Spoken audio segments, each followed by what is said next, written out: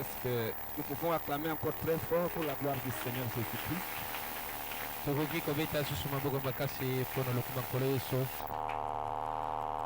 un privilège que le Seigneur nous a donné d'être de nouveau au tabernacle ce matin. Ce n'est pas le fruit de notre effort, mais c'est complètement la gloire et la grâce du Seigneur Jésus. C'est ainsi que je vais vous demander d'acclamer encore très fort pour la gloire du Seigneur.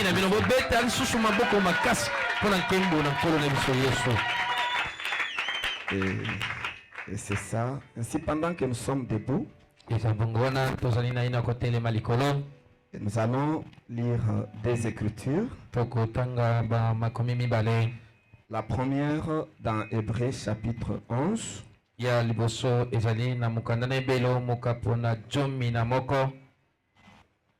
Et la deuxième, ce sera dans Jean chapitre 15. Et nous lisons les 7 premiers versets.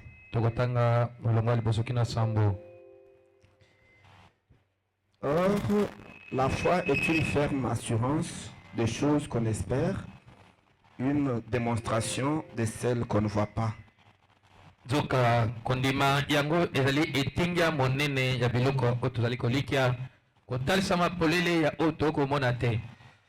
Pour l'avoir possédé, les anciens ont obtenu un témoignage favorable.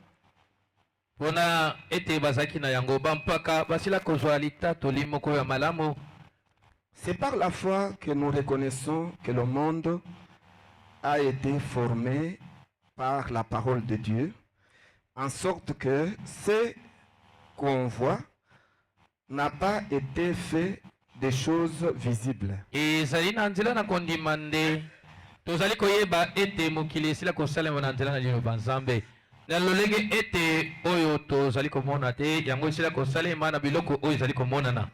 Est-ce que vous croyez dans cela? Les choses visibles n'ont pas été créées par les choses visibles. Non. Les choses visibles n'ont pas été créées par les choses visibles. Les choses que vous voyez ont été créées par les choses invisibles. Et la chose invisible, c'est Dieu lui-même. C'est la foi. Nous continuons la lecture. C'est par la foi qu'Abel offrit à Dieu un sacrifice plus excellent que celui de Caïn. C'est par elle qu'il fut déclaré juste, Dieu approuvant ses offrandes, et c'est par elle qu'il parle encore, quoique mort.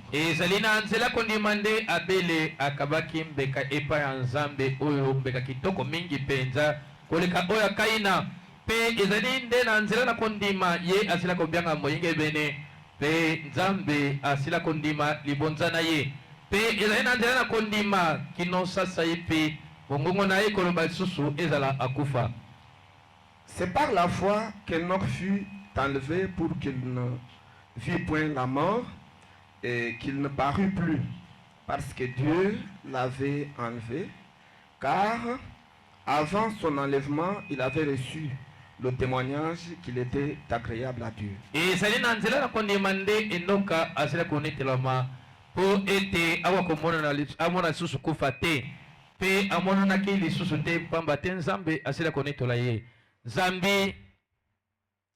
Or la foi, sans la foi, il est impossible de lui être agréable.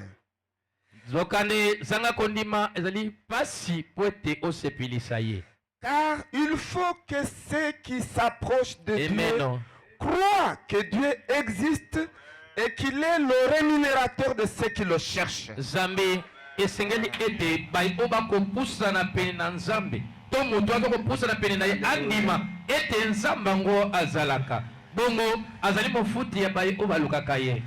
J'aime beaucoup le détail du prophète. Que sans la foi, il est impossible d'être agréable à Dieu. On croit en Dieu par la foi. Parce que Dieu est invisible. Vous ne le verrez pas. Mais le sixième sens, qui est la foi, et qui est surnaturel, c'est lui qui vous permet de croire que Dieu existe. Est-ce que ce matin quelqu'un croit que Dieu existe? Oui. Bien que nos yeux ne le voient pas, mais néanmoins nous croyons qu'il est ici. Est-ce que nous pouvons acclamer pour lui? Il est tout simplement merveilleux.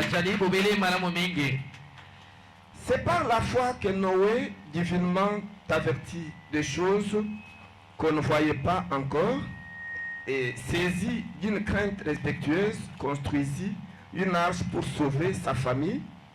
C'est par elle qu'il condamna le monde et devint héritier de la justice qui s'obtient par la foi.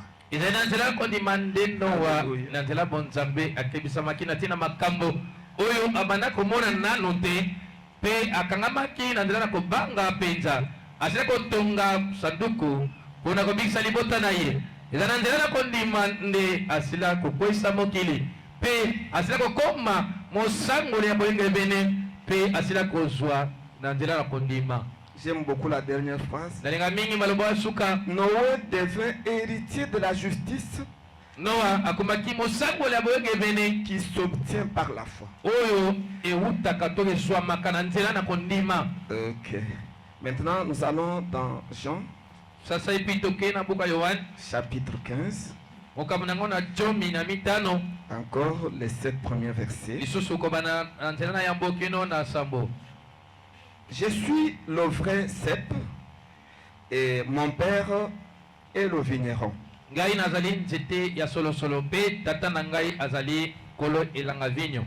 Tout sarment qui est en moi et qui ne produit pas de fruits, il le retranche, et tout sarment qui porte du fruit, il le monte afin qu'il porte encore plus de fruits. Azali kolongola yango etape nyonso oyo ezali kobota mbuma azali kobongisa yango natina ete ebota lisusu bambuma mingi. Déjà vous êtes purs à cause de la parole que je vous ai annoncée. Et si bozali peto natina liloba oyo nasili kosakolela bino. J'aime ça. Nalingaka yango. Dès que vous recevez la parole, kaka tango oyambi liloba vous devenez purs. Okomi peto. J'aimerais que vous disiez encore Amen. Ce sont les paroles de Jésus. Vous recevez sa parole, vous devenez pur. Et ce matin, je crois que je suis face à un auditoire qui est pur. Très fort pour Dieu. Il est tout simplement merveilleux. Non, il dit, demeurez en moi et je demeurerai en vous, comme le sarment ne peut de lui-même porter du fruit s'il ne demeure attaché au cep. Ainsi vous ne le pouvez non plus si vous ne demeurez en moi. Bofanda katina ngai, pengai na kofanda katina bino. Motindo moko etape ekoki komema mbuma te yango moko soko yango ekangami na nzete te. Lolenge pe kaka moko bino pe bokobota mbuma te soki bozali kofanda katina ngai te. Je suis le cep, vous êtes le sarment. Celui qui demeure en moi et en qui je demeure porte beaucoup de fruits, car sans moi, et maintenant, vous ne pourrez rien faire. Nazali nzete, bongo bino bozali bitape. Moto nazali kofanda kati na ngai pe kati na ye ngai nazali kofanda azali kobota bambuma mingi. Zambi zangangai okosale loko moko te. Si quelqu'un ne demeure pas en moi, il est jeté dehors comme le sarment et il sèche. Puis on ramasse les sarments, on les jette au feu et il brûle. Si soko moto moko ye azali kofanda kati na ngai te, ye abobwaka malibanda pila moko etape oyo pe esili kokauka. Bongo na sima bakolokota bitape yango bakobwaka yango na kati na moto pe bakotumba yango. Si vous demeurez en moi et que mes paroles demeurent en vous, demandez ce que vous voudrez et cela vous sera accordé. Soko bozali kofanda kati na ngai ete maloba wa ngai za kofanda kati na bino bosenga nyonso manso oyo bolingi pe ekopesa mela bino. Puisse le très cher Jésus-Christ bénir la lecture de sa parole.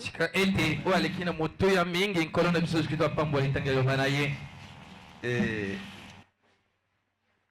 nous sommes reconnaissants d'être de nouveau au tabernacle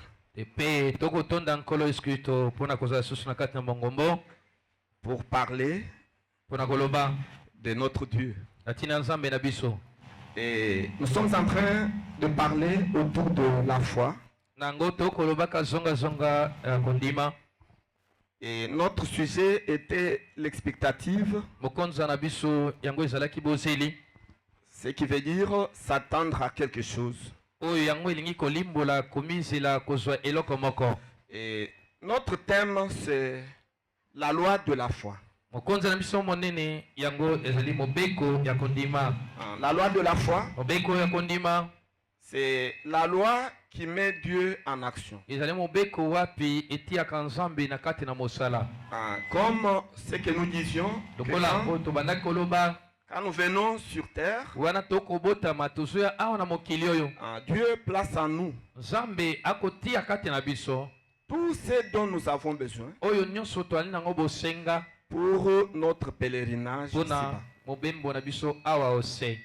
Ça se trouve à nous. Maintenant, il a placé ce qu'on appelle la loi de la foi. C'est pour extérioriser. C'est pour manifester les choses qui se trouvent déjà en nous. La guérison se trouve déjà en vous. Les bénédictions matérielles se trouvent déjà en vous. Les bénédictions financières se trouvent déjà en vous. Le miracle se trouve déjà en vous. La réussite se trouve déjà en vous. Le succès se trouve déjà en vous. Tout ce dont vous avez besoin pour votre pèlerinage ici, Dieu a déjà placé ça à l'intérieur de vous, dans votre cœur. Ça se trouve en vous. Maintenant, il a établi ce qu'on appelle la loi de la foi. La loi de la foi, c'est comme la clé qui ouvre la porte de votre dépôt spirituel pour que vous puissiez entrer et que vous puissiez prendre la chose que vous possédez déjà. Écoutez, peuple de Dieu, les choses que vous désirez ne viendront pas du prédicateur. Les choses que vous désirez ne viendront pas de qui que ce soit. Non, les choses que vous désirez se trouvent déjà en vous. Maintenant, qu'est-ce que le prédicateur fait? Le prédicateur vient vous montrer comment prendre la clé de contact et ouvrir le dépôt que vous avez et prendre la chose et l'utiliser. C'est ça le travail du prédicateur. Oh, c'est le sang religieux. Mais néanmoins, tout ce se trouve en vous-même. Oh, j'aimerais que vous disiez encore amen à la parole. Ça se trouve en vous. Voyez, c'est pourquoi nous sommes en train de parler de la loi de la foi. Et j'aimerais que vous soyez attentifs pour saisir ça. Parce que si seulement vous comprenez comment fonctionne la loi de la foi, vous serez la personne la plus heureuse. Voyez-vous, et vous serez heureux. Et le prophète montre que la loi de la foi fonctionne comme la loi de l'électricité. Voyez-vous, je sais que la plupart d'entre vous n'ont pas étudié l'électricité. Mais le prophète est en train d'expliquer ça. Et puis nous sommes obligés de répéter ce que Branham a prêché. Est-ce que vous croyez? Et les Wissés, vous pouvez faire entrer les gens. Il y a des chaises vides à l'intérieur. Voyez-vous, donc la loi de la foi, tout comme la loi de la divinité, ça fonctionne comme la loi de l'électricité. Donc si vous comprenez mieux comment fonctionne l'électricité, vous comprendrez aussi comment fonctionne la divinité. Et vous comprendrez aussi comment fonctionne la foi. Après tout, la foi et Dieu est la même chose. Parce que la foi, c'est Dieu en vous. Pourquoi sa propre parole. Écoutez, William Branham nous donne les bonnes définitions de ce qu'est la foi. C'est Dieu dans votre cœur qui croit sa propre parole. Un homme sans Dieu ne croira pas la parole de Dieu. Voyez-vous, mais quand Dieu est en vous, c'est alors que vous croirez la parole de Dieu. Alléluia. Parce que la loi de la foi et la loi de la divinité, ça fonctionne comme la loi de l'électricité. Voyez, et Frère Branham explique l'électricité, c'est qu'on appelle aussi l'énergie électrique. C'est une puissance qui est invisible. C'est quelque chose qui est invisible. Est-ce que quelqu'un a déjà vu l'électricité? Est-ce que quelqu'un a déjà vu le courant électrique? Même la personne qui a découvert le courant électrique ne l'a jamais vu. Il a vu seulement les effets. Mais il n'a jamais vu le courant électrique. Voyez, personne n'a jamais vu ça. On dit seulement que le courant électrique, c'est un déplacement des électrons. Est-ce que quelqu'un a déjà vu un électron? On ne voit pas ça. Voyez-vous, c'est invisible. Et comme l'électricité est invisible, Dieu est aussi invisible. Il est là, mais nous ne le voyons pas. Qu'est-ce que nous voyons? Nous voyons les résultats. Nous voyons les effets. Alléluia. Dans son bâtiment, je ne vois pas l'électricité, mais je vois les conséquences. Le travail que ça produit. Quel travail? Le micro parle. Quel travail? La lumière est allumée. La lumière n'est pas l'électricité.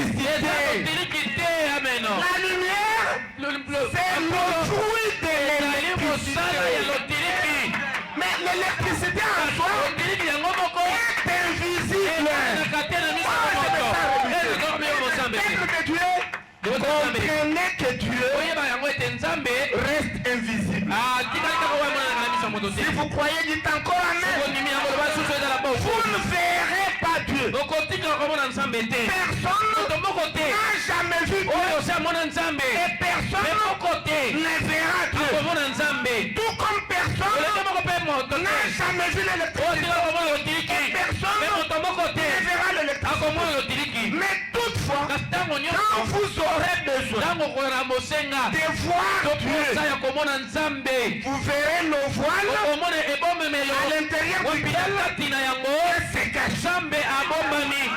Toutefois que vous aurez besoin de voir l'électricité, vous verrez une ampoule qui est allumée.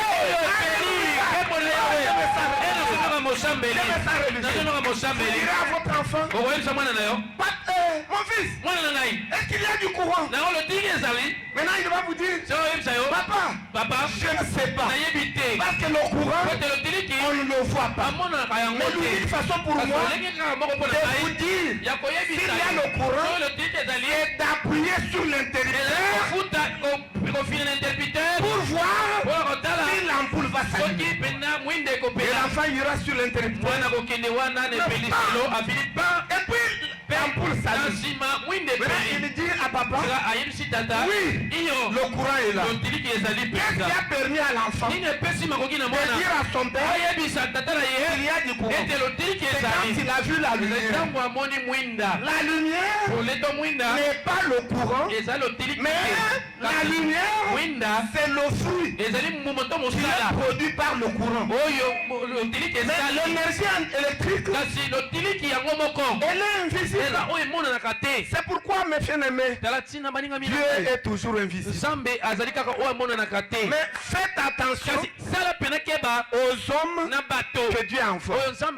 Parce que toutefois, quand on parle de la lumière dans la Bible, la lumière dans le message, la lumière, ce n'est pas Dieu. Et la lumière, c'est quoi? La lumière, c'est la parole rendue manifeste dans la chair. La lumière vous prouve que Dieu existe.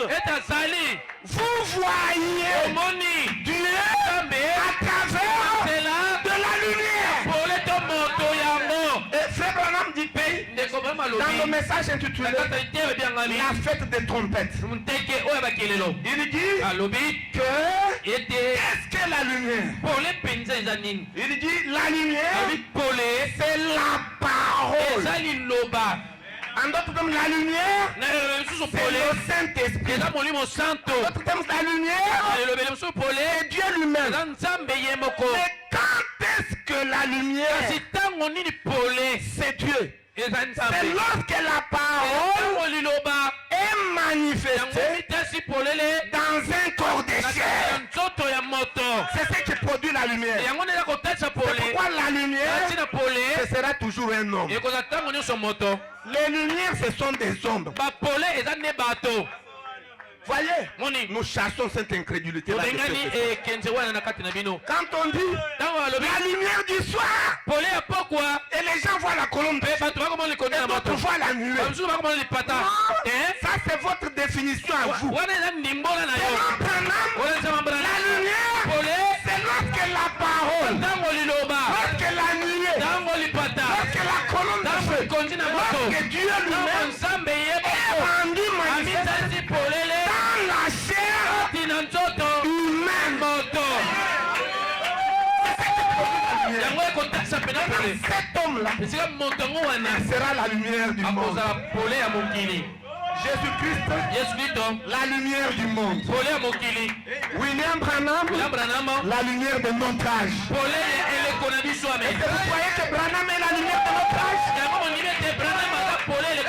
Écoutez, je vais plus loin. Le pasteur William, la lumière de l'Instagram. Alléluia.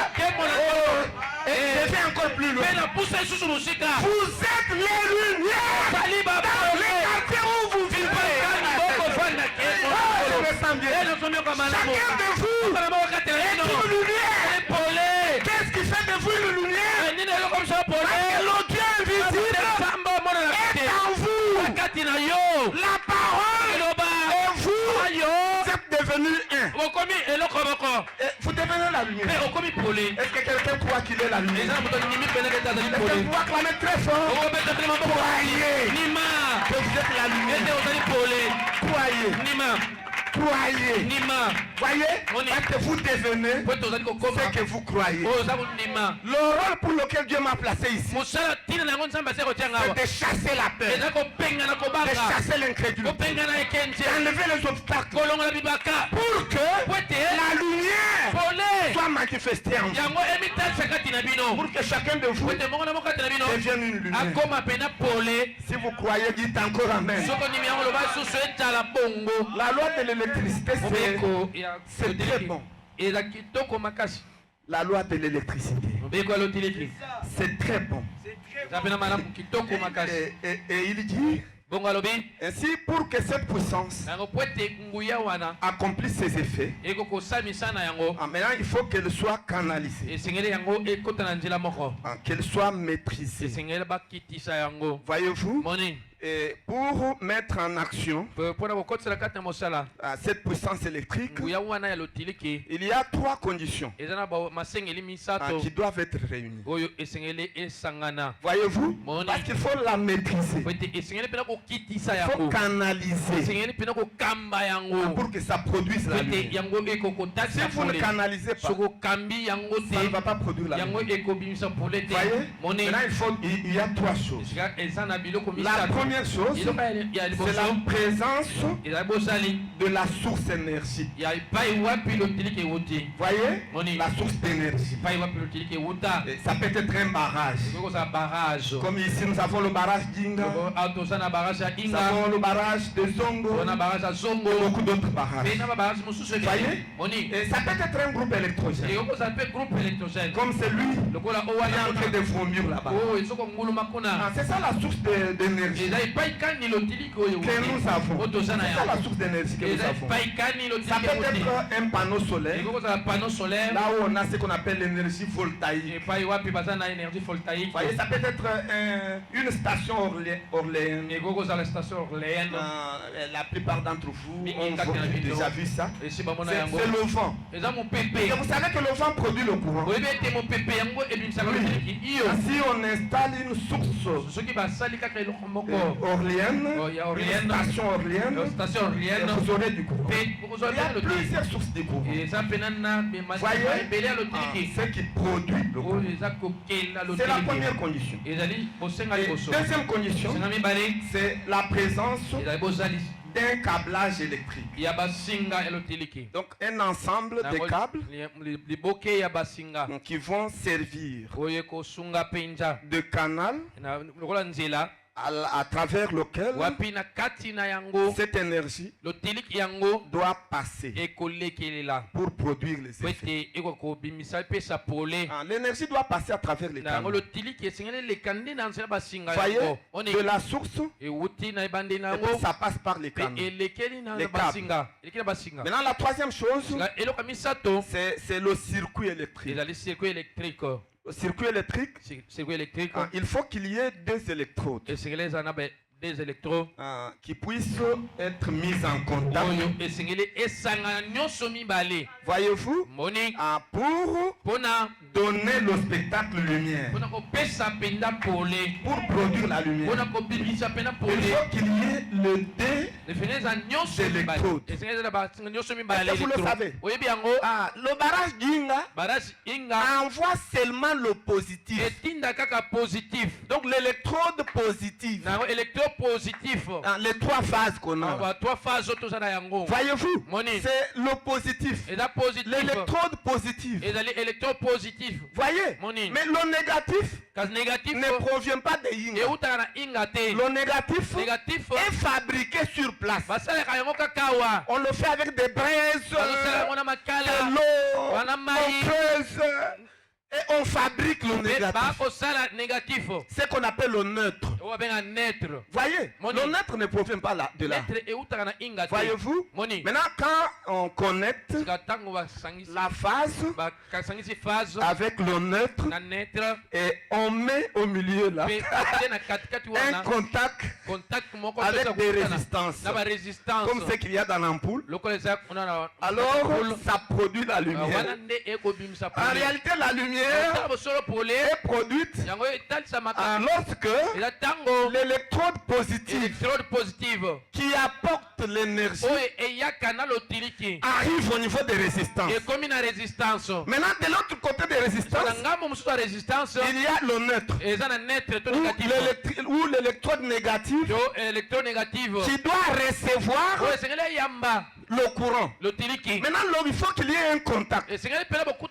L'ampoule va servir de contact. Les petites résistances là vont servir de contact. Et alors c'est ce contact là qui produit la lumière. Dans l'entretemps, l'électricité entre dans le négatif. Voyez, le positif et le négatif seront mis ensemble. N'est-ce pas, frère Enoch? Je crois que lui comprend mieux. Et le frère Roland aussi. Ça, c'est leur domaine. Mais vous êtes obligé de comprendre. La loi de l'électricité, vous devez la connaître. C'est alors que vous comprendrez comment Dieu va agir à travers Dieu. Voyez-vous? Et c'est ça. Et sur le plan spirituel, c'est la même chose. On a aussi trois choses pour que l'énergie donne la lumière. Et la première chose, c'est la présence de qui? La présence de la source de l'énergie. Et la source de l'énergie, c'est qui? C'est Dieu lui-même. Voyez? Pour que nous ayons l'énergie, il faut qu'il y ait d'abord la source d'énergie. La source de l'énergie, ce n'est pas l'homme. La source de l'énergie, c'est Dieu lui-même.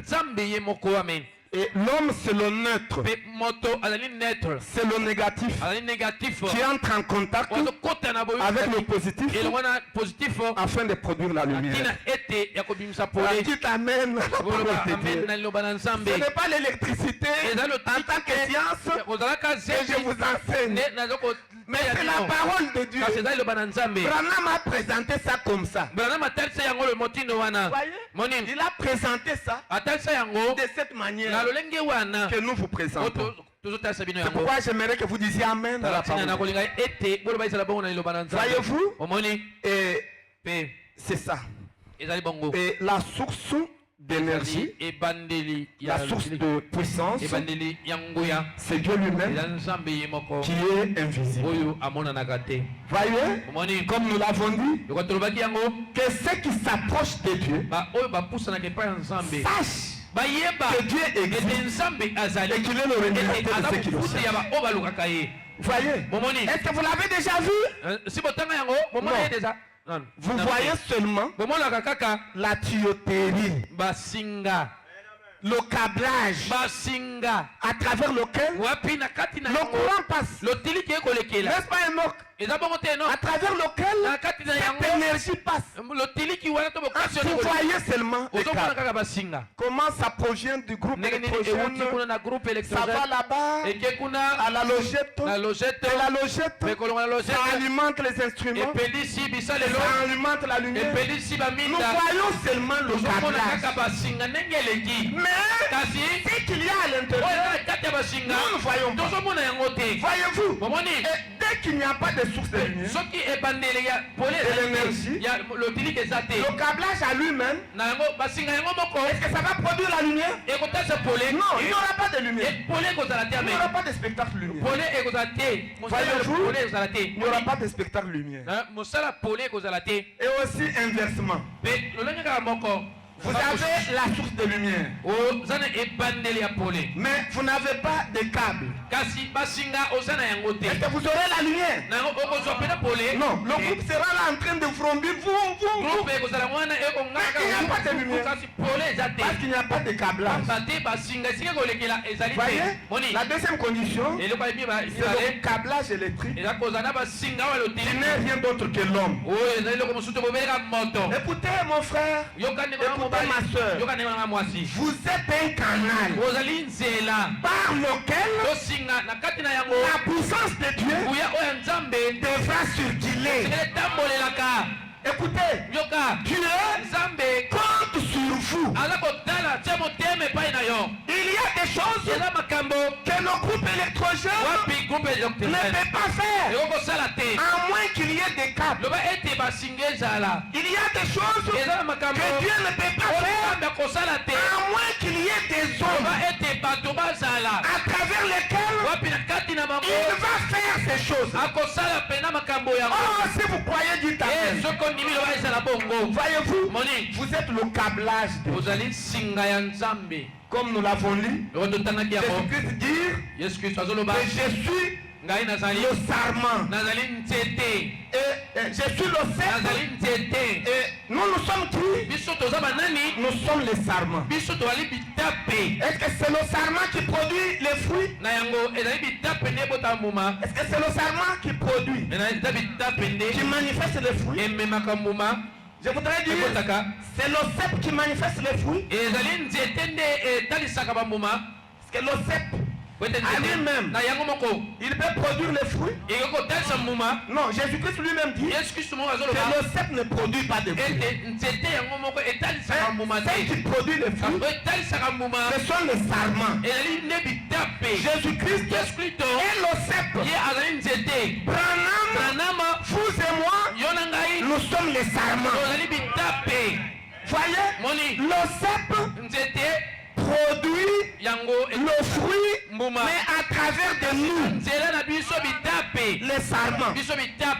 Si vous croyez, dites encore Amen. C'est très clair comme l'eau du rocher. Ne doutez pas, croyez. Est-ce que vous croyez que vous êtes le canal à travers lequel la parole vit? Croyez.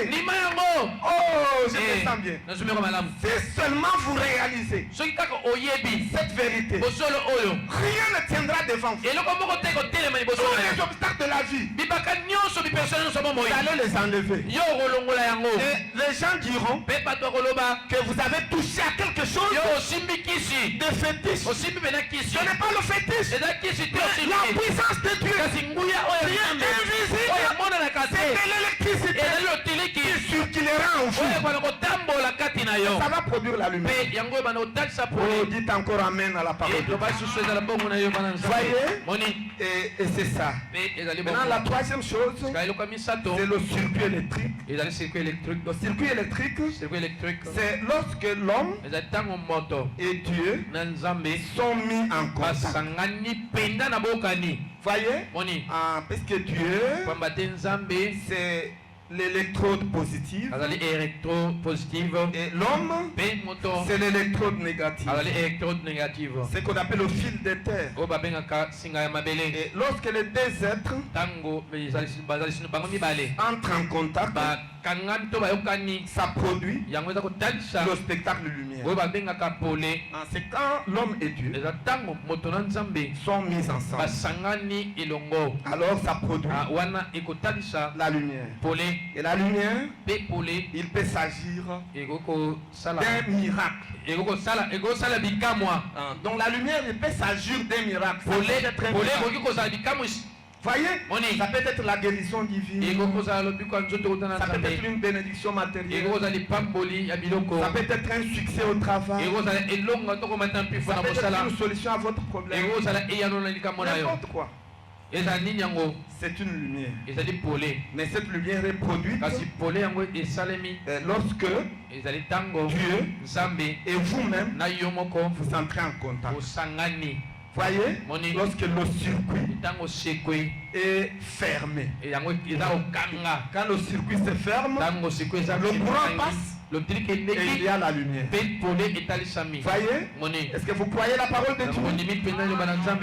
Parce qu'il peut se faire que le câblage est là et l'énergie est là, mais le circuit est ouvert.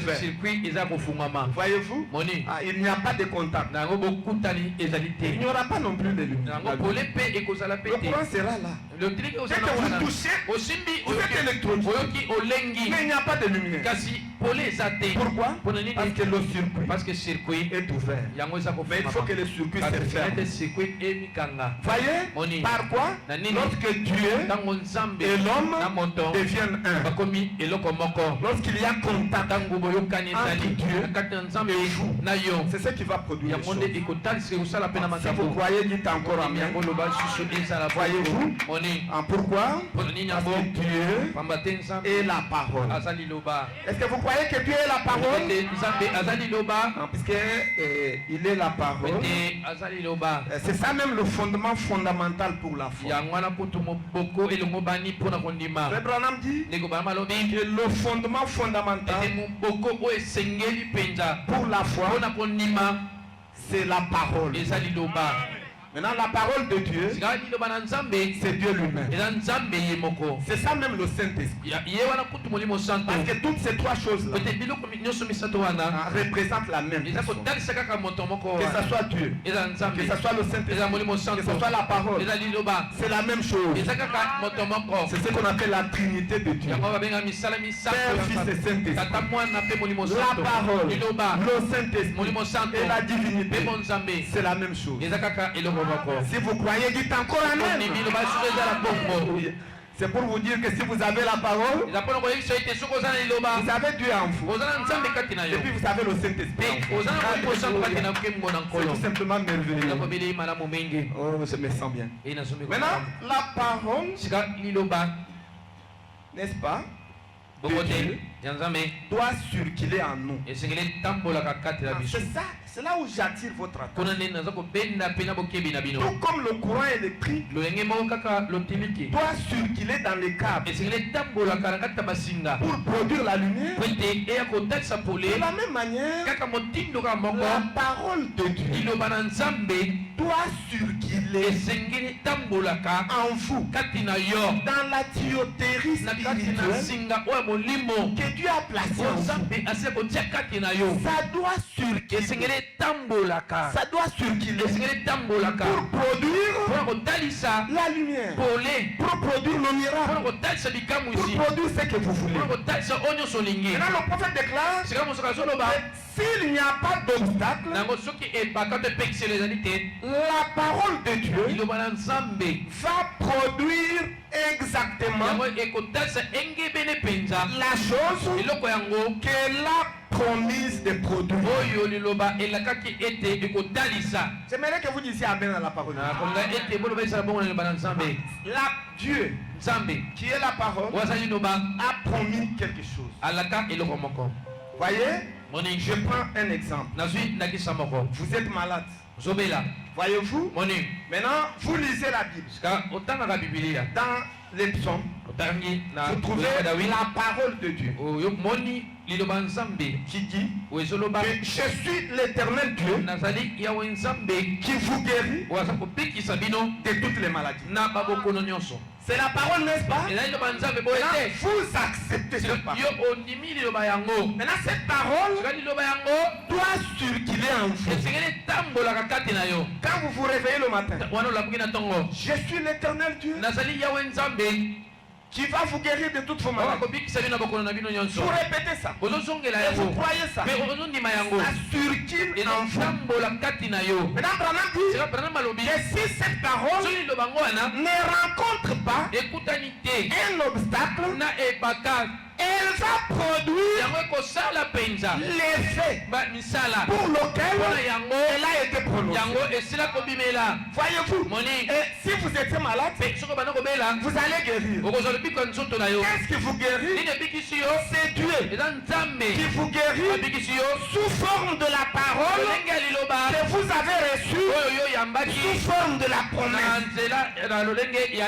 Et cette parole, Turquie l'envoie.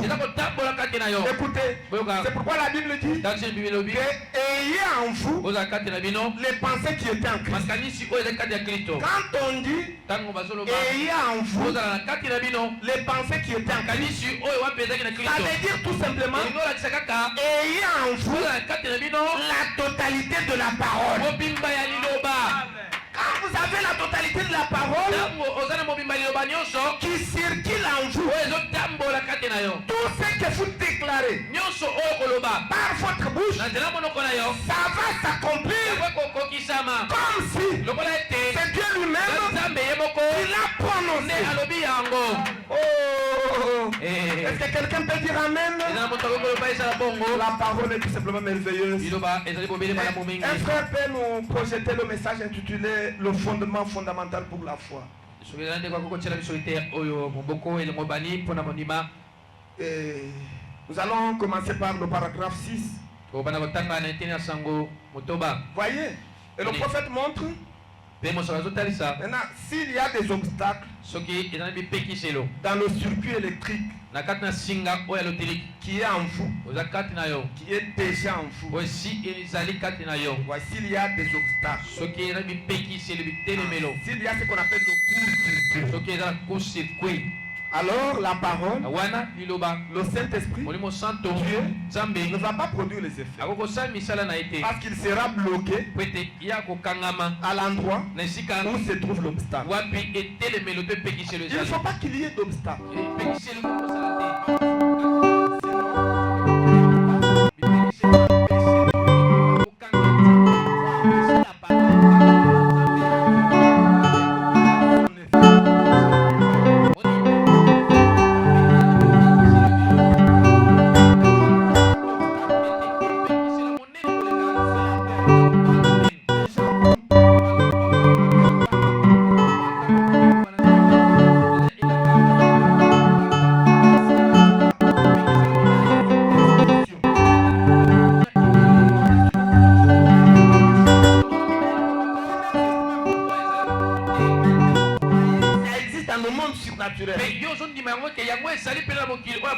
C'est une superstition. Et la troisième chose, c'est la théologie.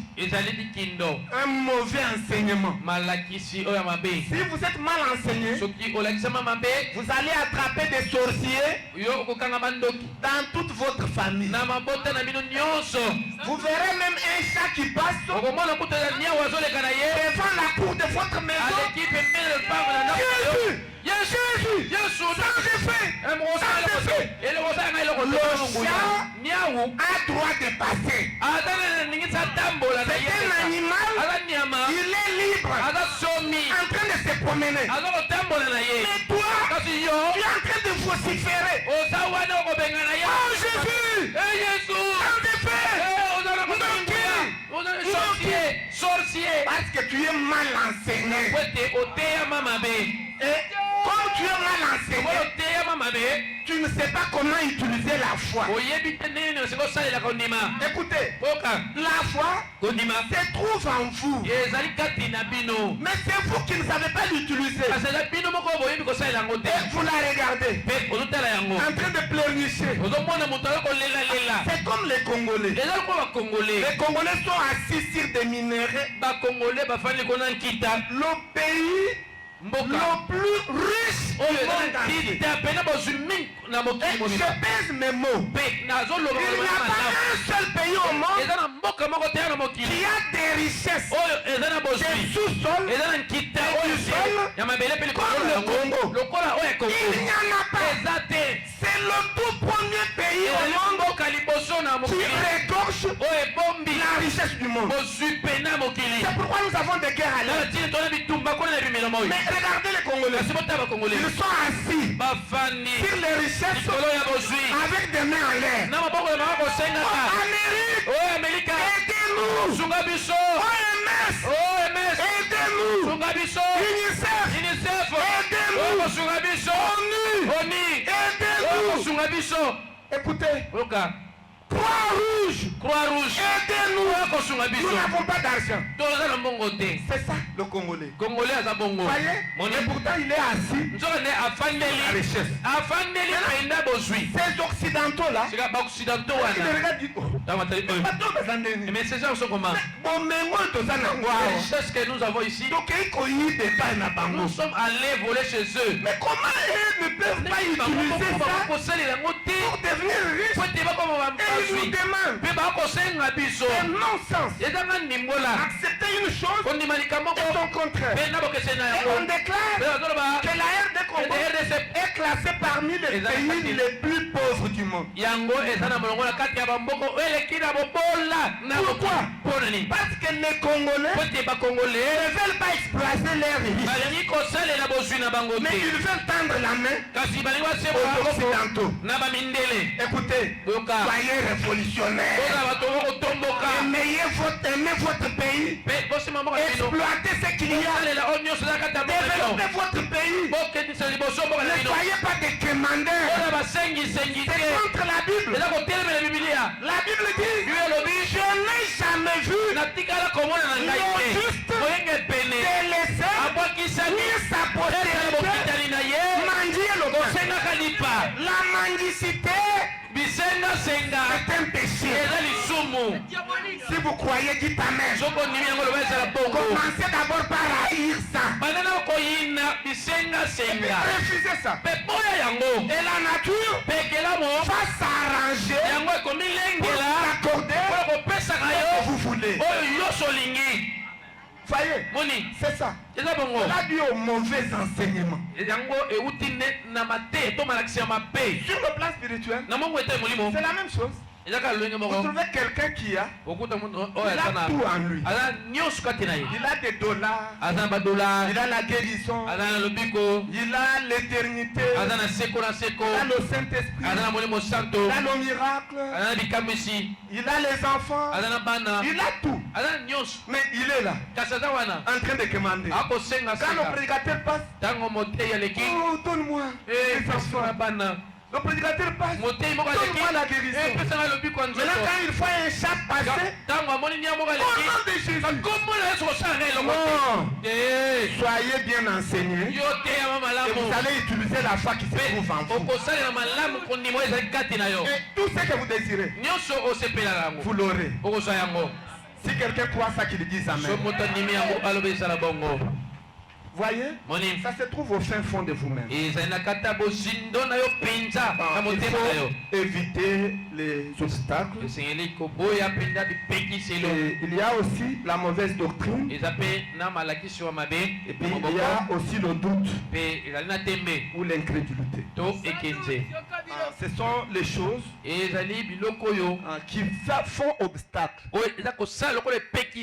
à la circulation de l'énergie électrique, à la circulation de Dieu. Dieu se bute contre l'obstacle et il reste là. Vous dites, donne-moi les enfants. Je vais te donner les enfants. Et toi-même tu doutes. Le doute est là. La superstition est là. La mauvaise compréhension des choses est là. Non, il faut d'abord enlever ça. Alors l'énergie va passer. Et puis le positif et le négatif vont se mettre en contact. Et il y aura la production de la vie. Et la chose que vous désirez, vous l'aurez. Est-ce que quelqu'un a essayé de comprendre le n'est-ce pas Esther? Vous comprenez comment les choses fonctionnent. De la source jusqu'à la production de la lumière. Étudiez cette loi-là. La loi de l'électricité. Oh, je me sens bien. Et il dit, vous y êtes? Il dit ici, or, nous entendons tellement de gens dire, eh bien, si seulement j'avais la foi. Est-ce que vous entendez les gens dire comme ça? Si j'avais la foi, je pouvais faire ceci. Voyez? Maintenant le prophète continue, il dit, la foi ne signifie pas de longues réunions de prière. Si vous croyez, dites Amen. Donc, il y a la différence entre les prières, les jeûnes et la foi. Il y a même des gens, il a de longues prières. Il ne met pas la foi en action. Il est toujours avec son problème. C'est ce que nous ne voulons pas. Au lys tabernacle, nous ne voulons pas ça. Même vous qui nous suivez en ligne, changez votre manière de voir les choses. Voyez-vous, ce ne sont pas de longues prières, ce ne sont pas de jeûnes qui vont faire accomplir les choses. Mais c'est la foi. La foi, ce n'est pas cela. Donc la foi ne signifie pas de longues réunions de prière qui n'en finissent pas. Voyez? Et elle ne signifie pas de longs jeûnes. La foi, c'est quoi, frère Branham? Si ce n'est pas la prière, si ce n'est pas le jeûne, maintenant la foi c'est quoi? Il dit la foi est une chose inconsciente.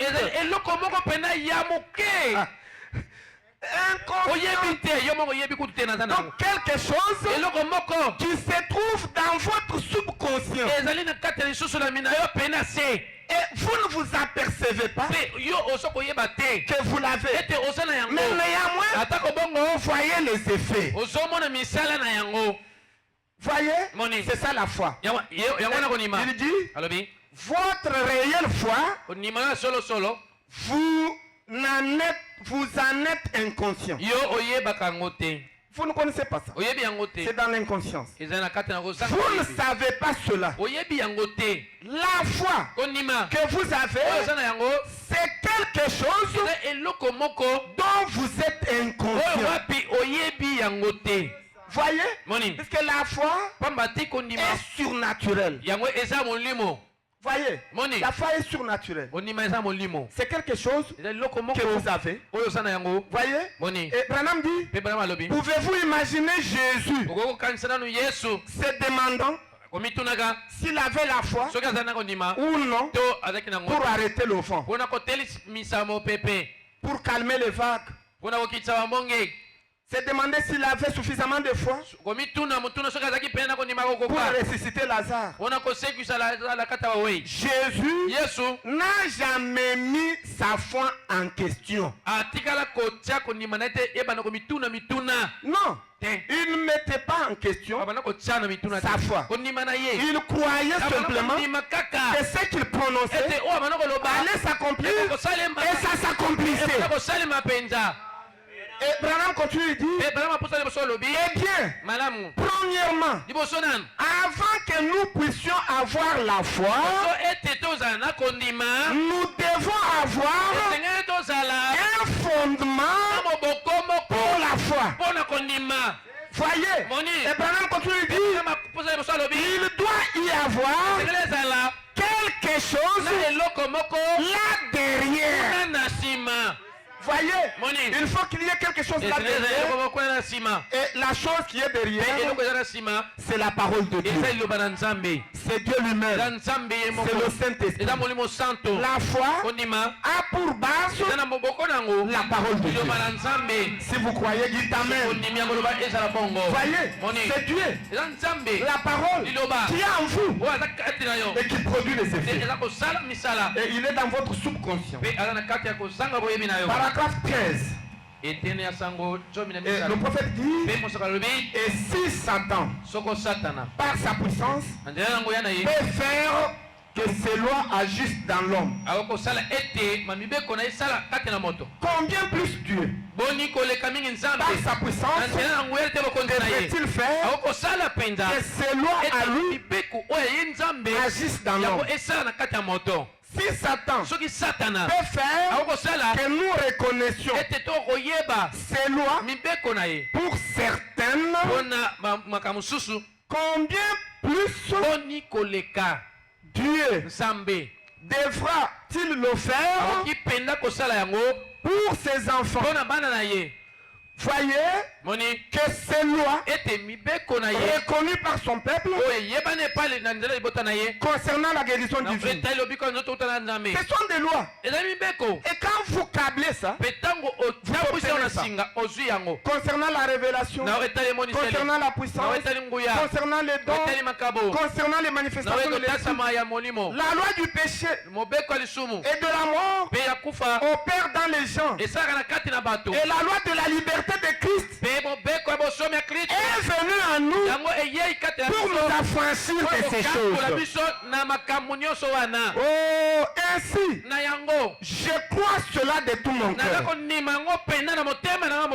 Je crois que nous nous approchons de l'âge où les gens vont reconnaître ces choses.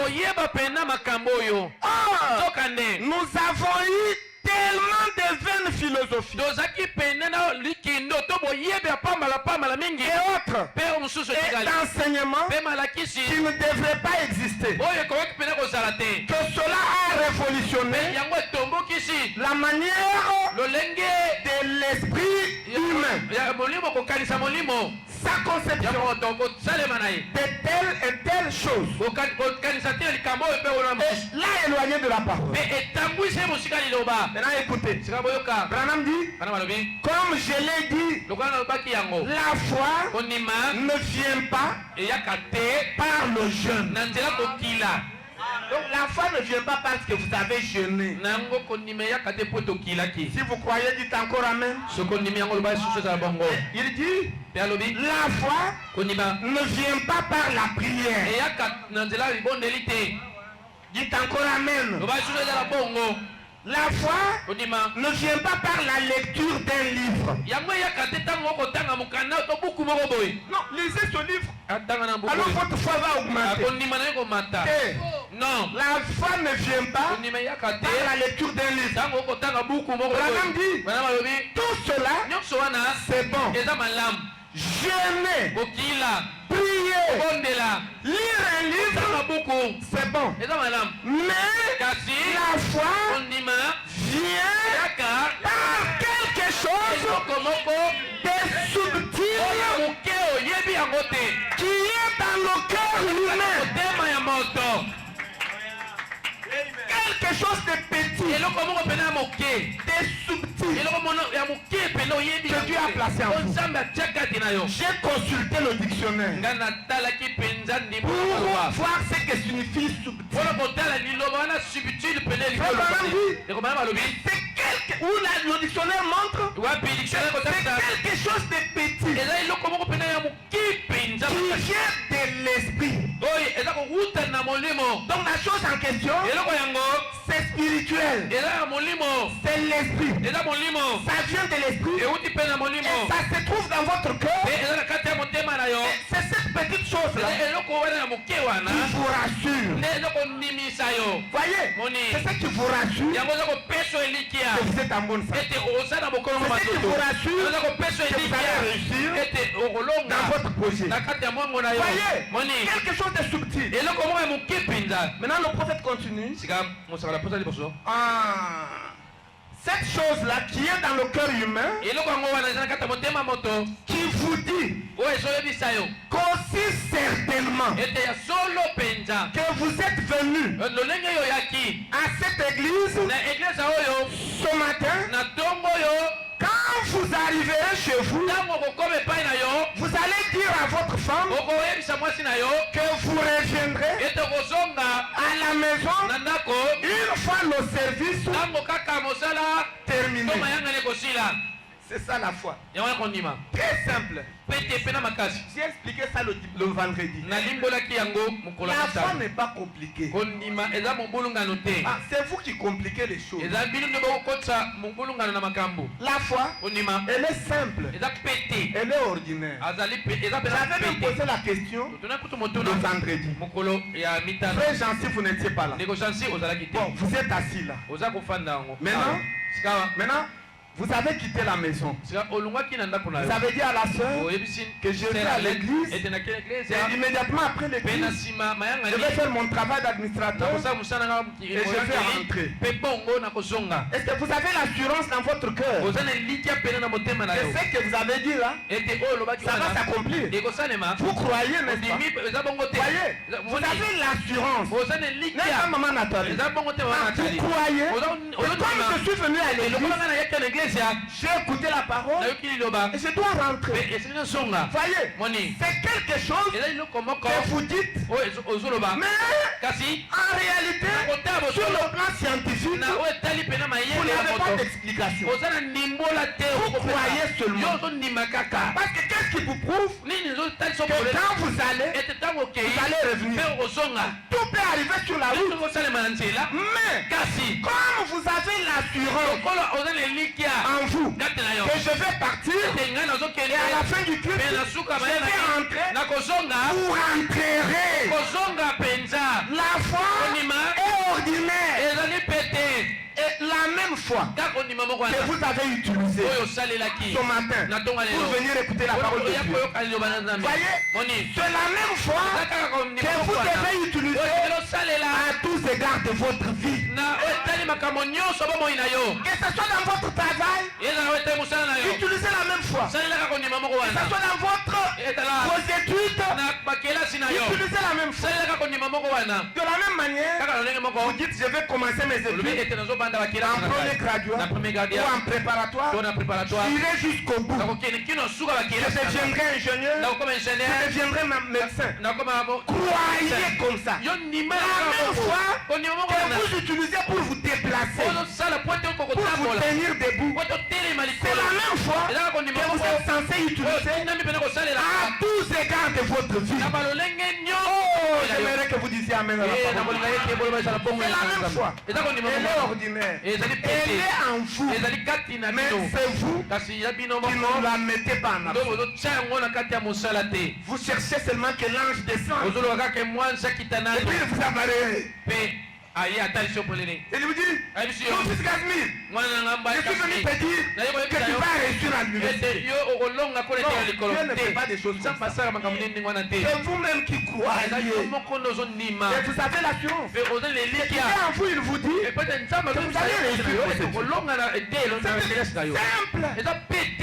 Le jour où vous allez douter de vous-même, doutez.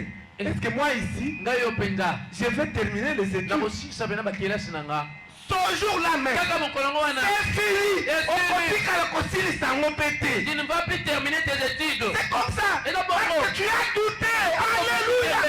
Le doute crée l'obstacle. La parole de Dieu arrive au niveau du doute. Ça se bloque. Et la nature qui obéit à la parole ne vous accordera plus la réussite. Pourquoi? Parce que vous-même vous avez douté. Voyez, le doute, c'est un grand obstacle. Quand vous faites quelque chose, ne doutez pas. Croyez et allez de l'avant. Vous verrez la gloire de Dieu. Puisque Dieu est dans sa parole. Voyez, et il va l'accomplir. La Bible déclare que vous serrez la tête et jamais la queue. Est-ce qu'il y a quelqu'un qui croit ça? Est-ce que vous croyez que vous êtes la tête? Jamais la queue. Est-ce que vous pouvez croire que vous êtes la tête, jamais la queue? Si quelqu'un croit ça, qu'il acclame pour la gloire. Écoutez. Ainsi, quand vous faites vos choses, et répétez ça. C'est la parole de Dieu. Vous vous réveillez le matin. Vous dites je suis la tête, jamais la queue. Si vous travaillez dans une société, je suis la tête, jamais la queue. Vous voyez un frère, que Dieu vous bénisse. Il ne faut pas être distrait. Vous dites je suis la tête, jamais la queue. Voyez, il y a trois choses que vous devez faire pour mettre la foi en action. La première chose, vous devez croire dans la parole de Dieu. Qu'est-ce que la parole de Dieu a dit? La parole de Dieu a dit je suis la tête, jamais la queue. Vous avez cru. Et deuxième chose, vous commencez à confesser. Vous parlez d'abord vous-même. Oh, merci Seigneur. Je suis la tête, jamais la queue. Oh, frère Simon, je suis la tête, jamais la queue. Voyez, je suis la tête, je suis la queue, jamais la queue. Et plus vous prononcez. C'est la deuxième chose, la confession. Vous confessez que la promesse de Dieu va s'accomplir. L'un des 4 matins, vous verrez cette parole-là s'accomplir. Oh, je me sens remué. Mais quand vous croyez déjà que vous êtes la tête et vous n'êtes pas la queue. Et si vous étiez au bas de l'échelle, dans votre société, dans votre entreprise, mais comme vous croyez comme ça, vous verrez brutalement, PDG, il vous prend jusqu'à ses côtés. Et puis vous devenez le chef des autres. J'ai vu ça dans une église. J'étais allé là-bas prêcher. J'ai prêché sur la foi. Cette église-là, il y avait beaucoup de frères sans travail. Il y avait du travail. C'était vraiment des subalternes. Des petits travaux. Ils ne savaient même pas construire le hangar comme ça. Ma femme est témoin. Ils avaient mis des capots. Une église de plus de 15 ans. À cette époque-là, ils n'avaient même pas construit le hangar. Quand je suis arrivé là-bas, le pasteur de cette église-là m'a dit oh, tu peux prier pour cette église. J'étais en train d'apporter le message sur la foi. Et nous avons prié pendant 4 jours avec le pasteur et ses diacres. Et puis après un temps, après la prédication, donc il n'y avait plus un seul frère qui était chômeur. C'était en 4-4. On m'a appelé à la MONUSCO. Il y a un frère qui avait déposé le dossier des années, on l'appelait. Mais juste pendant que j'apportais la parole, je disais vous êtes la tête, il a son téléphone qui sonne.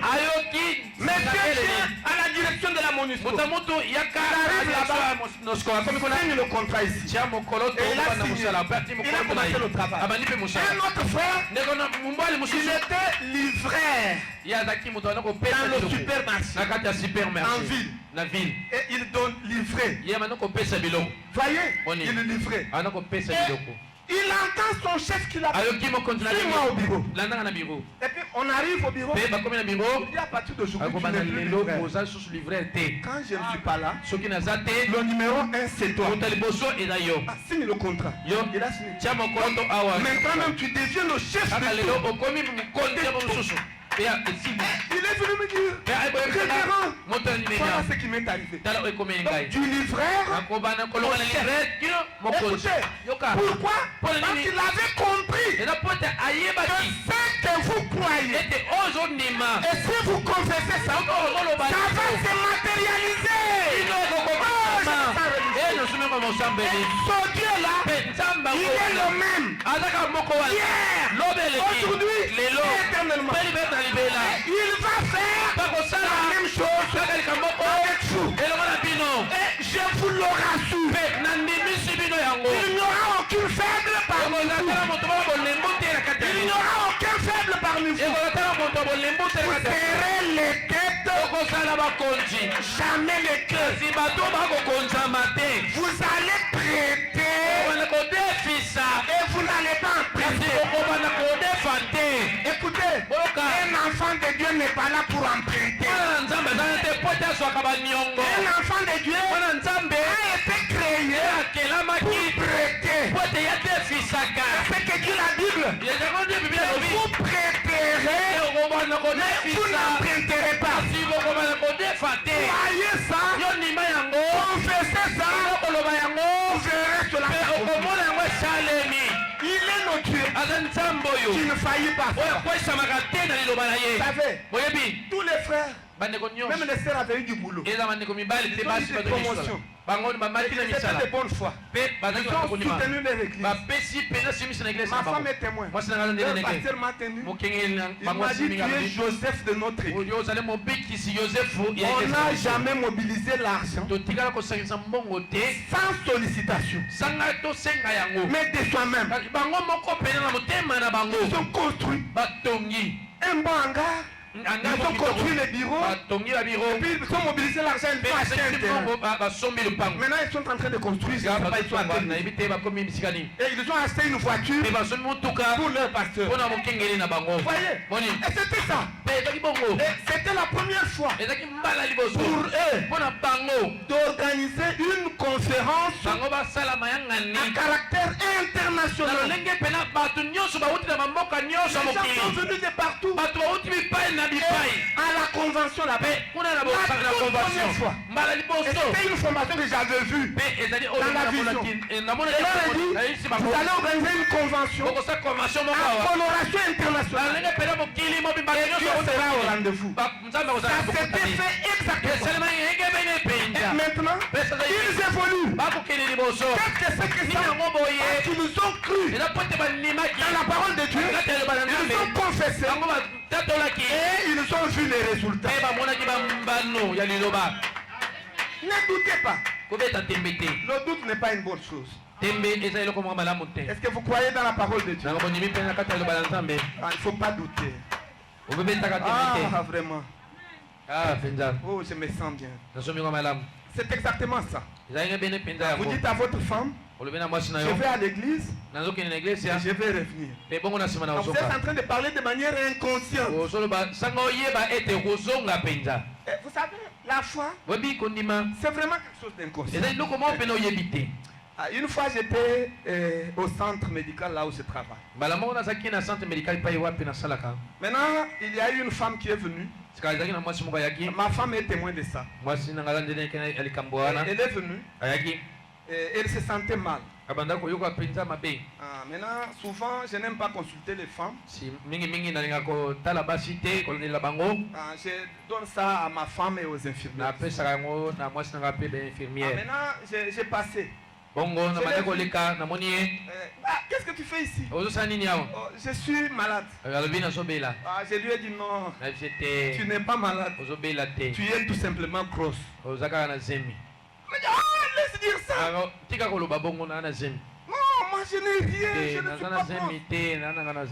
J'ai dit bon. Moi j'ai dit seulement que tu es grosse. Et puis on a examiné, on fait des examens. Et ma femme a eu le réflexe. Tu as dit, prends d'abord le bon écho, va. On a fait le test de grossesse, il n'y en a pas. Mais va à l'échographie. Elle va à l'échographie. Quand elle arrive à l'échographie, on lui dit, non, tu as la grossesse. Il dit, Papa William Azandé, comment il doit prononcer quelque chose et ça se fait. Maintenant, elle n'en refait pas. Elle est venue avec son résultat. Elle donne à ma femme. Voilà ce que ton mari a dit, c'est ce que...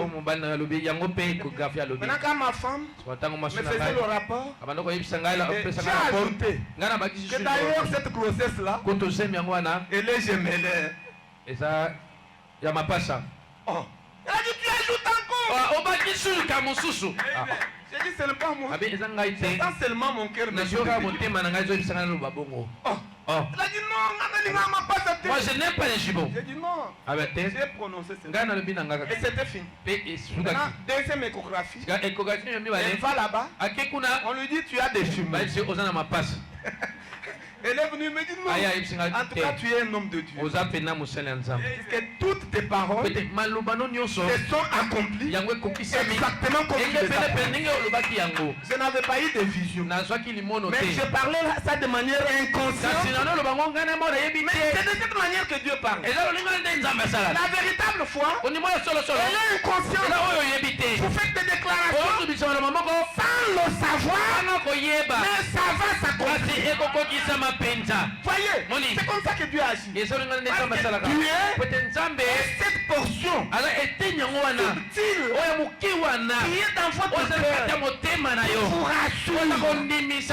C'est ça Dieu. Et quand vous prenez cette parole, il saisit ça. Et puis il la coupe. Si vous croyez, dites amen. C'est comme ça. Et quand elle a eu ses jumeaux, il m'a dit non, je suis catholique, mais c'est toi qui dois prier pour mes jumeaux. Parce que c'est toi qui les as appelés à l'existence. Et puis j'ai prié pour ces jumeaux qui évoluent très bien. Ce sont des filles. Et le prophète continue, il dit, vous sortez simplement et vous entrez dans votre voiture et vous allez à la maison. C'est ça que vous faites, non? Ici, je voudrais attirer votre attention. Le souhait du prophète a toujours été que, après culte, que nous puissions entrer dans nos voitures. Et pour venir à pied à l'église, ce n'est pas une bonne attitude. C'est quoi? En tant que serviteur de Dieu, et dans les années qui viennent, chacun de vous aura sa voiture. Puisque Branham dit, à la fin du culte, vous devez entrer dans votre voiture et entrer. Ce n'est pas moi. C'est Branham. Je relis. Parce que vous avez comme l'impression que c'est moi.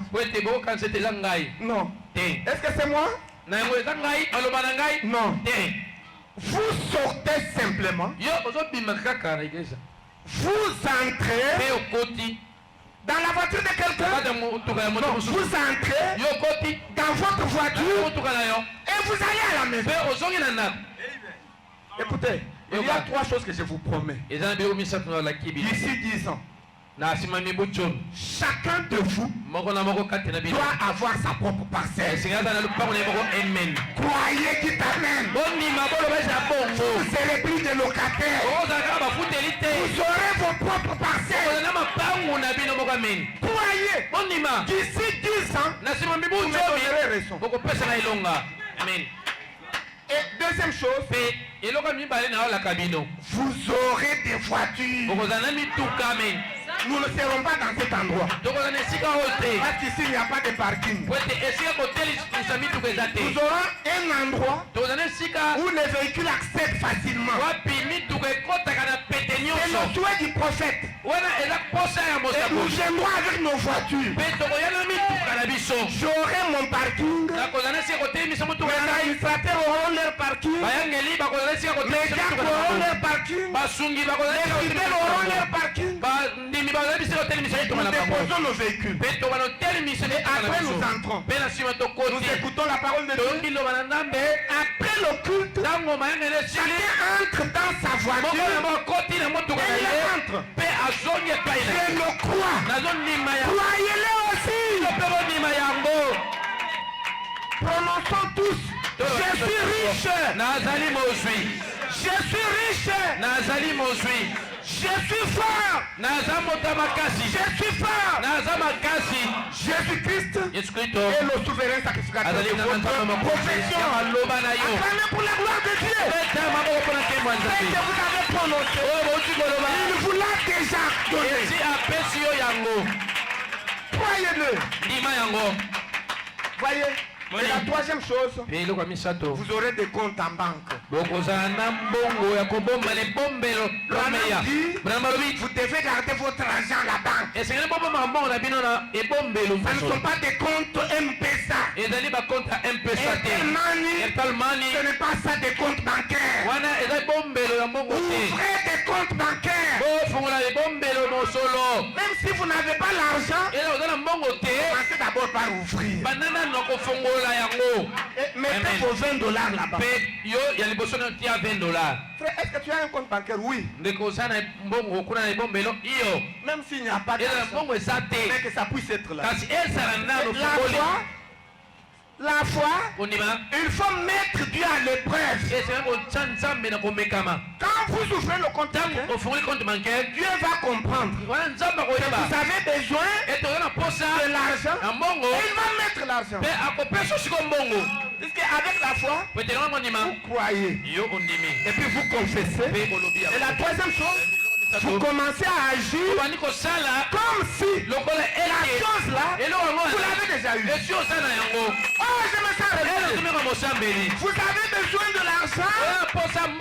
Commencez déjà par ouvrir des comptes bancaires. Moi, j'ai ouvert mes comptes bancaires, j'étais étudiant. Sans emploi. Mais ça fait le compte bancaire où? Eurobank. Je suis allé là-bas. On a fait les formalités. Et puis j'ai ouvert. Et comme j'en avais besoin, Dieu a fait. Et je puisse avoir un peu d'argent. Je me rappelle, c'était $200. Et j'appelais ça mon compte. Est-ce que tu as un compte? Je réponds avec fierté. J'ai un compte bancaire. Eurobank. Pourquoi tu ne veux pas payer ma dette? Bon, j'étais parti là-bas. Il n'y avait pas de réseau. Il faut commencer d'abord par croire. Et vous commencez à agir. Comme si la chose, vous avez déjà. Vous verrez cela. Alléluia. Vous avez besoin de voiture. Commencez déjà par chercher les clés de contact. Vous identifiez une voiture qui est déjà abîmée. Allez demander les clés. Et vous prenez ça. Vous formez un trousseau de voitures. Le matin, vous regardez clé de contact de la voiture. Donc j'aurai la voiture. Et vous mettez ça ici. Quand vous marchez, vous êtes tout fier.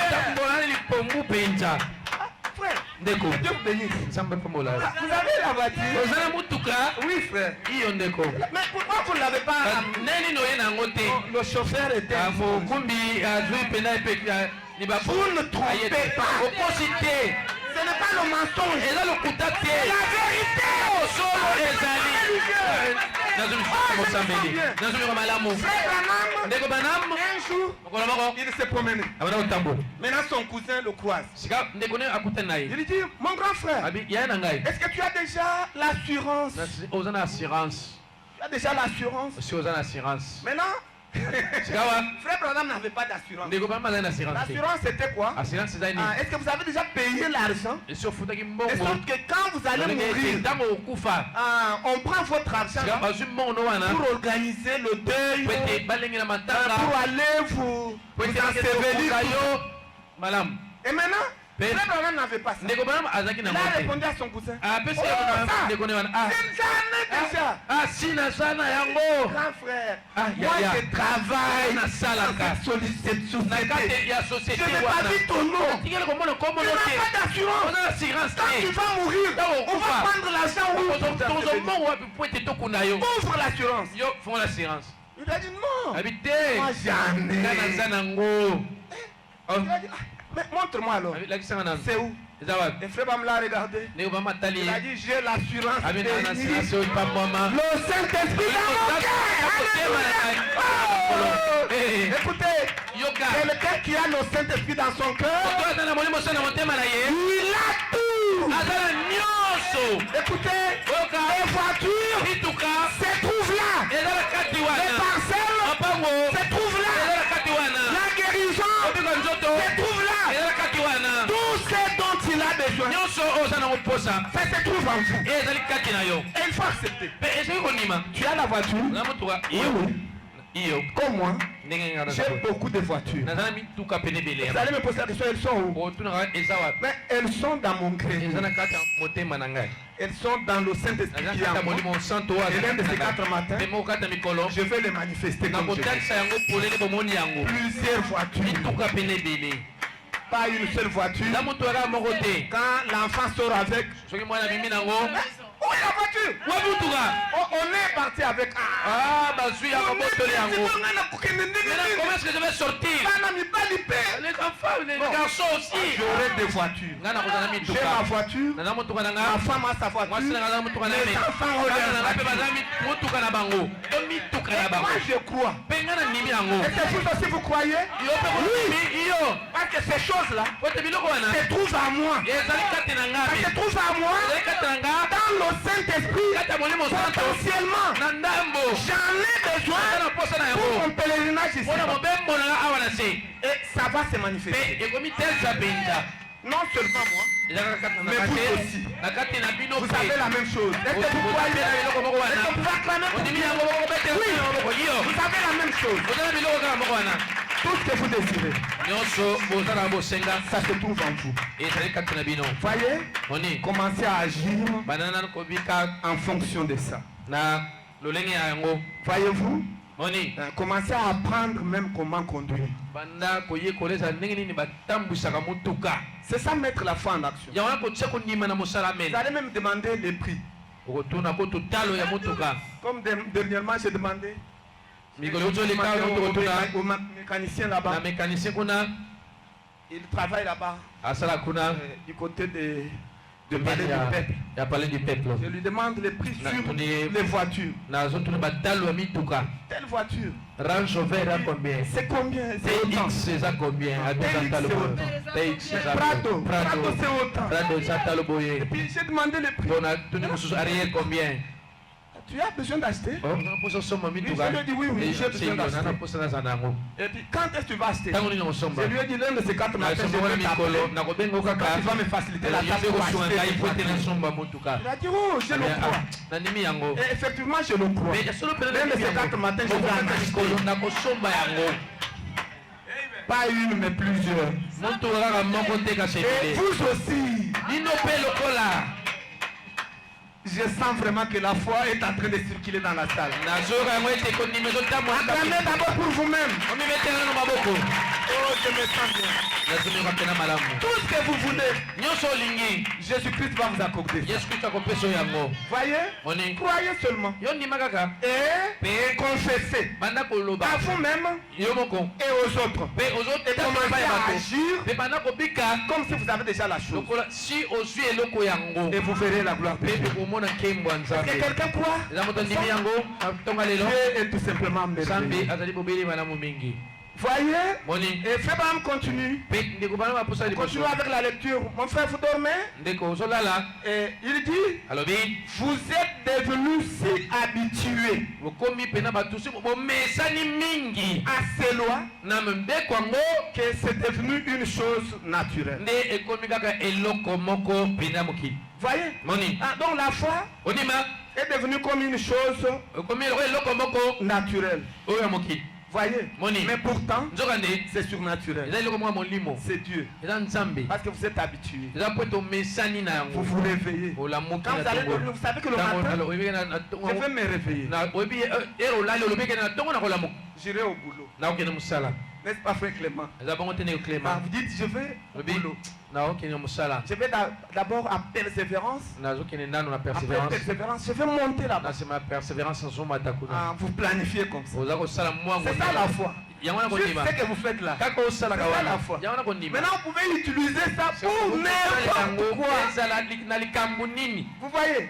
N'importe quoi. Comme votre femme attend famille là. Vous dites, je voudrais que mon enfant soit un fils. Et vous commencez à croire vous-même. Un fils. Et la nature va s'arranger. C'est comme ça. Ordinaire. Voyez. Paragraphe 14.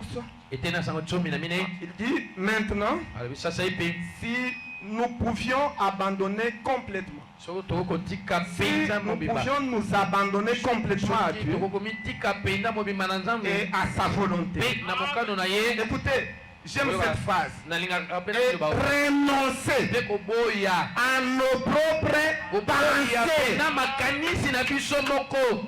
Renoncer à nos propres pensées et laisser simplement la pensée de Christ être en nous. Voyez, ces mêmes manifestations de l'esprit se produiraient au travers de nous comme c'est le cas pour les choses naturelles. Ce serait pareil. En effet, nous avons été créés au départ dans ce but. Quel but? Le but de contrôler. J'aimerais que vous disiez Amen. Branham donne 4 buts pour lesquels nous avons été créés. Le premier but, c'est pour contrôler. Contrôler quoi? Contrôler toute la nature. Dieu nous a placés pour contrôler. Contrôler les atmosphères. Contrôler les circonstances. Tout. Nous devons contrôler. Pour faire quoi? Pour régner. Est-ce que vous savez que vous êtes là pour régner? Parce que si Dieu est en vous, alors vous allez régner sur la terre. Troisièmement, pour louer Dieu. Voyez, venir à l'église, le glorifier, le louer. Et quatrièmement, vivre pour Dieu. On aime ça. Il faut vivre pour Dieu. Vous vivez dans le monde, mais vous n'êtes pas du monde. Vous devez vivre pour Dieu. C'est pourquoi la Bible dit, ne vous conformez pas au monde. Ne vous conformez pas au siècle présent.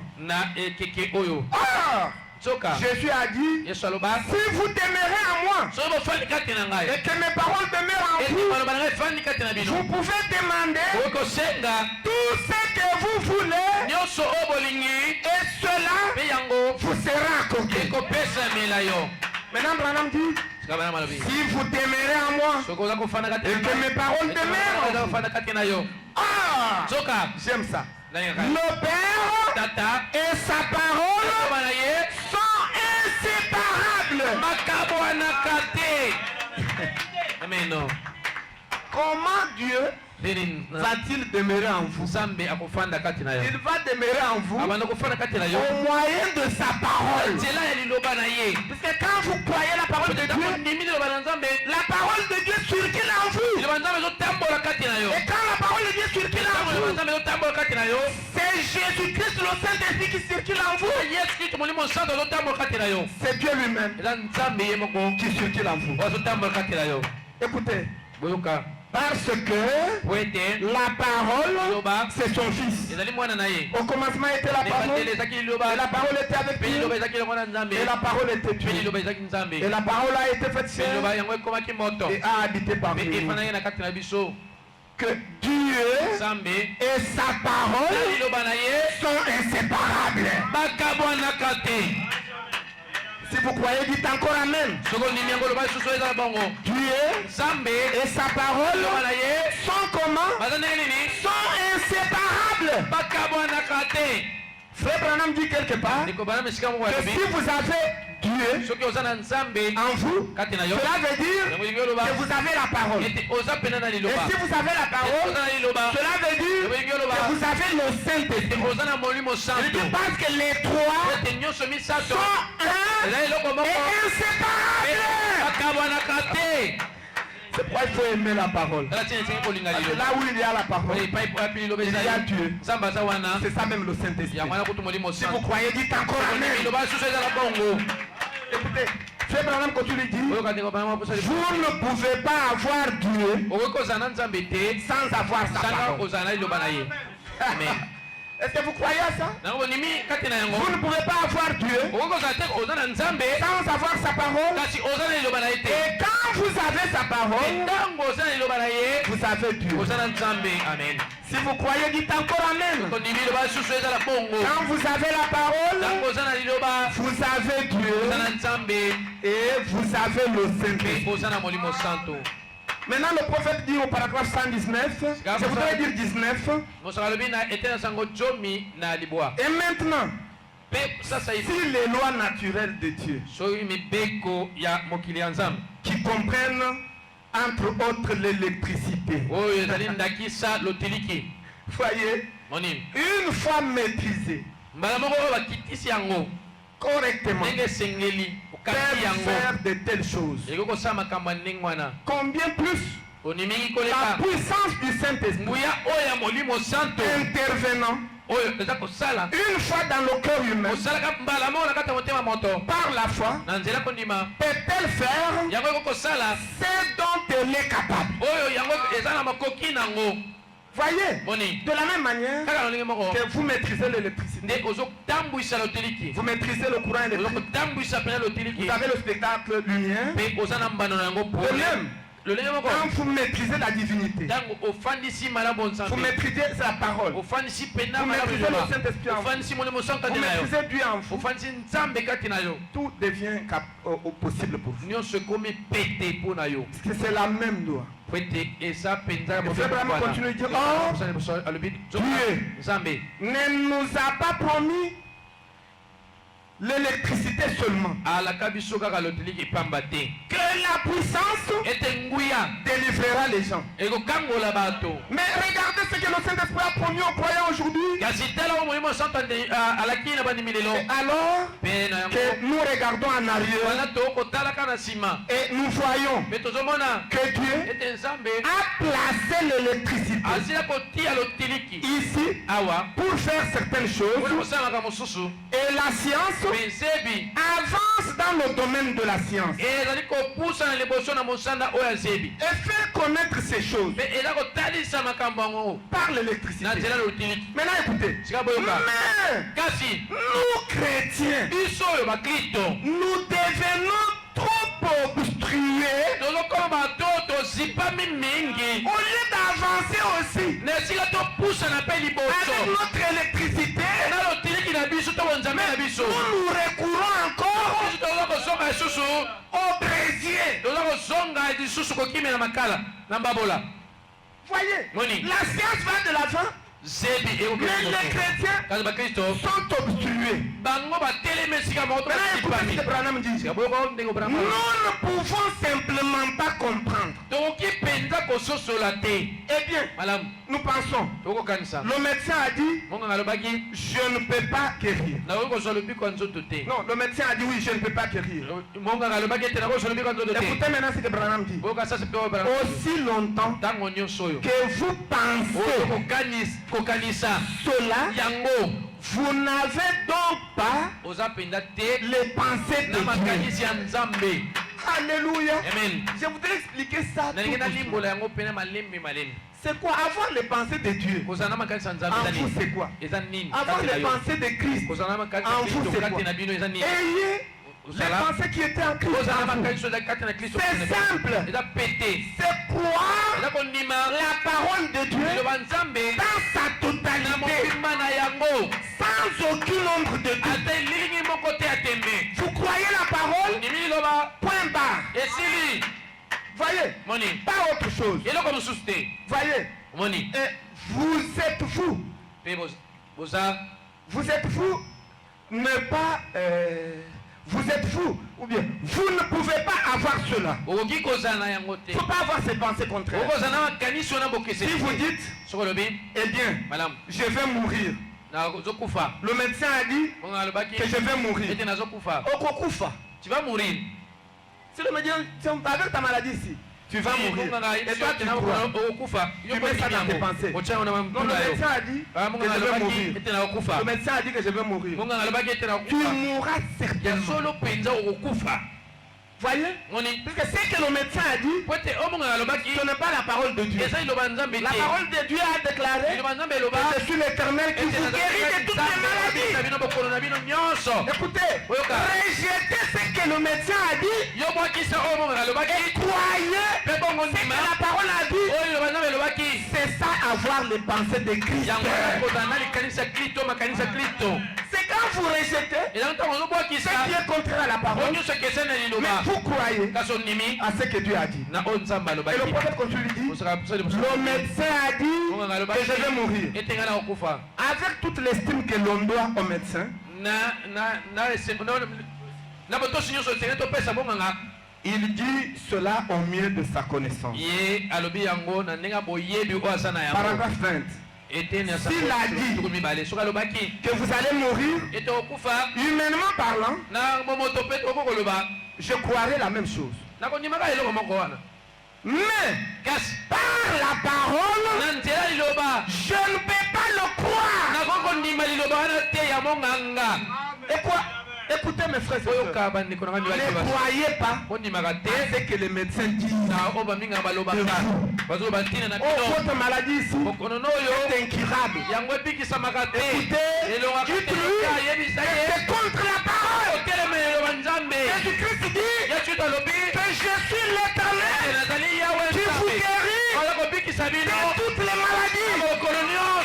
Les maladies incurables dans le domaine de Dieu, ça n'existe pas.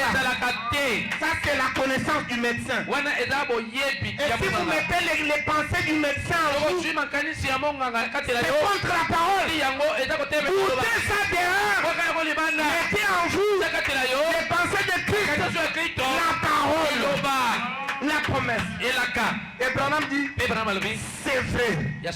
Parce qu'il m'a promis que tout ce que je demanderai au Père en son nom, il me l'a déjà accordé. Et il dit, je crois que c'est vrai. Est-ce que vous croyez que c'est vrai? Qui croit que c'est vrai? Oui. Toutes ces choses-là